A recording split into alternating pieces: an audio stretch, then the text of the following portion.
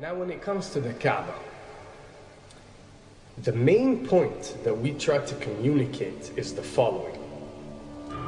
In Islam or in the Quran, God teaches that if all mankind and if all the jinn combine to sin and move away from God, then God doesn't lose one atom's worth of his kingdom. And if mankind and jinn combined to dedicate every second of their life to prayer and to worship of the one God, then God's kingdom doesn't gain one atom's worth as well. What does this philosophy teach you? It teaches you that God is not in need of you, or your practices, or your worships, or your prayers. You are in need of these practices and these worships. You are in need of God and not the other way around.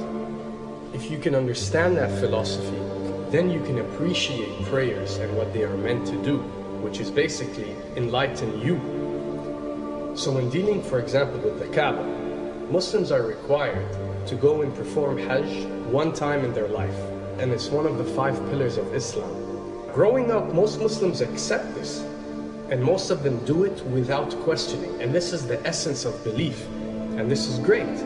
But at the same time, this doesn't mean that if you question or research, you're going to come back with negative or bad answers. The opposite is actually true. So when we started researching into the esoteric agendas and we started researching the elite, we found out how much certain type of practices and rituals can affect your lives. So when we went and placed this on Islam, we developed an even deeper respect for this religion and a far deeper respect for God and the creator of us. So when you go to the Kaaba and you circle around it 7 times, the essence of this worship is not that you are worshiping a stone, or that you are worshiping a house, or that you are worshiping a Kaaba. The Kaaba is merely the focal point or the centerpiece that all Muslims have to unite and focus their energy and prayers towards in a practice that is actually worshiping God.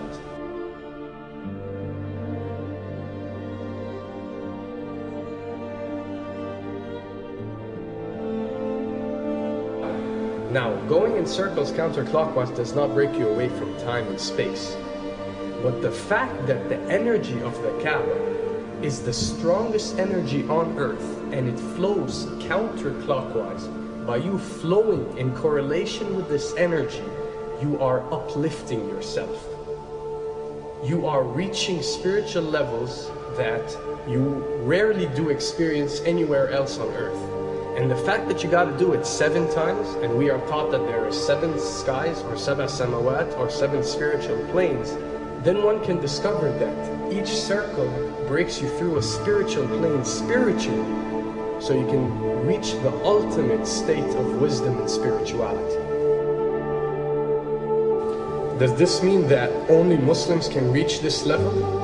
Does this mean that if you're not Muslim, you give up or you reject this information? Not at all. In essence, any one of you, regardless of what your faith is, if you are dedicating your worship and your journey to the one and only Creator and not anything created, then you are on a righteous path.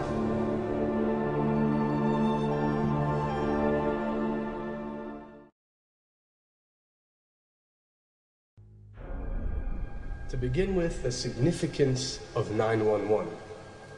What you have to understand, and what we are trying to explain, is that when dealing with extra dimensions, or when dealing with beings from extra dimensions like jinn, for example, or when dealing with the Illuminati, or the elite, or people that follow a certain type of esoteric agendas, although me and you communicate through words and letters, they have chosen a different type of language.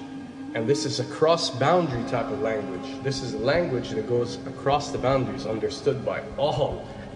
And this is the language of numbers and shapes. And this is why whenever you do research about these groups, you'll find out that they practice something called sacred numerology and sacred geometry. What does this mean? It means that each number is given a meaning. Each shape is given a meaning. A meaning is communicated whenever a shape is presented or a number is presented by these specific groups. I'm not talking about random people or random groups. We're talking about specific groups that follow this type of agenda. When numbers are used, it signifies a certain type of meaning. When shapes are used, the same is followed. So, in their definition, in a numerological sense, 10 is the Alpha and the Omega, or the God. 11 is a step above God. 101 is a step above God. 911 or 911 is the skipping of God. It is the ultimate challenge. It is going from number 9, which has a specific meaning, to number 11 without going through 10. It's skipping God. So it's no coincidence that this event that we call 911 today took place on 911. It is the ultimate challenge. So now that we understood what 911 means, what other practice do we do that deals with 911? Calling a number whenever you are in an emergency.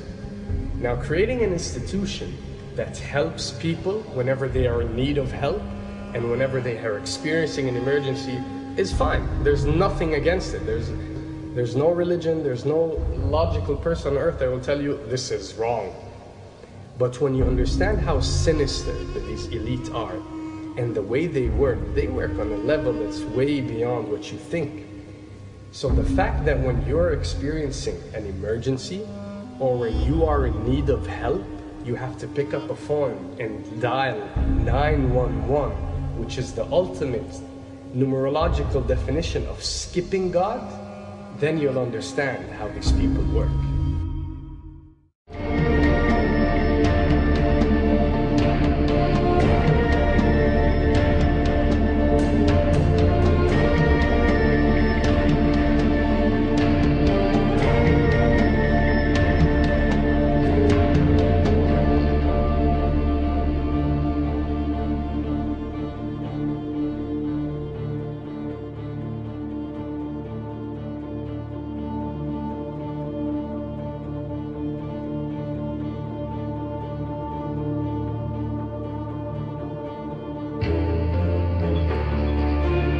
And when dealing with rituals, we recognize that everything adds up.